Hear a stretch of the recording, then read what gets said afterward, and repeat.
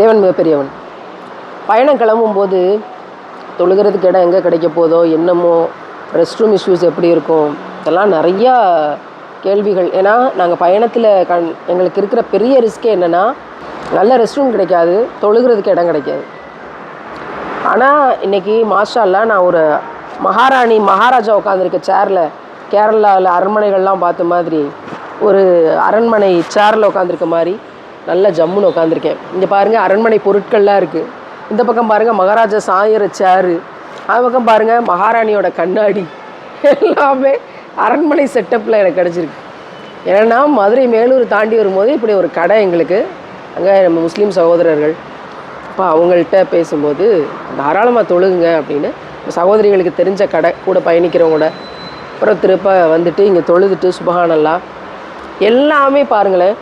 நம்ம நினச்சோம் தொழுகிறதுக்கு இடம் கிடைக்குமா என்ன ஏதுன்னு, ஆனால் ஒரு அரண்மனை செட்டப்பில் அரண்மனை தான் கிடைக்கல, ஆனால் அரண்மனையில் இருக்க எல்லா பொருளும் இங்கே இருக்குது.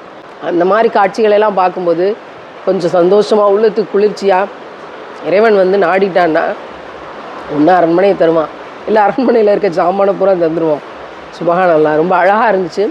பார்த்து பார்த்து பல நூற்றாண்டுகளுடைய பொருட்களை சேகரித்து வச்சுருக்குறாங்க. அதை காட்சிப்படுத்துறதுக்கு இவ்வளோ டைம் பத்துமான்னு எனக்கு தெரியலை. ரொம்ப அழகான பொருட்கள் ஒவ்வொன்றும் காட்சிப்படுத்தி வச்சுருக்குறாங்க. ரொம்ப அழகாக இருந்துச்சு, சந்தோஷமாக இருந்துச்சு. நிறைய துவா செய்யணும். பழமையை சேகரித்தல் அப்படிங்கிறது ஒரு பெரிய கலை தான். பழமையை, வரலாற்றை, பழைய வரலாற்றை, அதில் இருக்கிற ஹலால்ங்கிற பொக்கிஷத்தை நம்ம கலெக்ட் பண்ணிட்டோம்னா சொர்க்கம் கிடச்சிரும். அது மாதிரி இந்த கடையில் இந்த பழைய பொருட்கள்லாம் பார்க்கும்போது 1400 வருஷத்துக்கு முன்னாடி பழைய காலம், நான் உயிரினும் மேலாக நேசிக்கும் முத்தமன நபிகள் ஸல்லல்லாஹு அலைஹி வஸல்லம் அவர்களுடைய அந்த காலம் ஞாபகத்துக்கு வந்துச்சு. சஹாபாக்கள்லாம் என்ன பொருட்களை பயன்படுத்தியிருப்பாங்க, இது மாதிரிலாம் பயன்படுத்தியிருப்பாங்களா அப்படின்னு யோசிக்கிற விஷயங்களை தூண்டுச்சு. எல்லா புகழும் இறைவனுக்கு தான். நீங்கள் என்ன நியத்து வைக்கிறீங்களோ அது உங்களுக்கு இறைவன் தருவான்.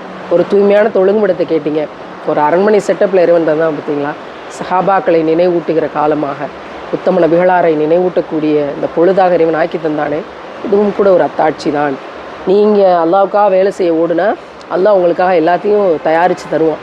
அதுக்கான ஒரு அழகான இன்றைக்கி நாங்கள் லுகர் தொழுத பொழுது, இந்த பொழுது லுகரையும் அசரையும் சேர்த்து தொழுத இந்த பொழுதில் நன்மைகளை சேர்த்து நம் மறுமையில் வெற்றியடைவதற்கான வைராக்கியத்தை எடுப்போம்.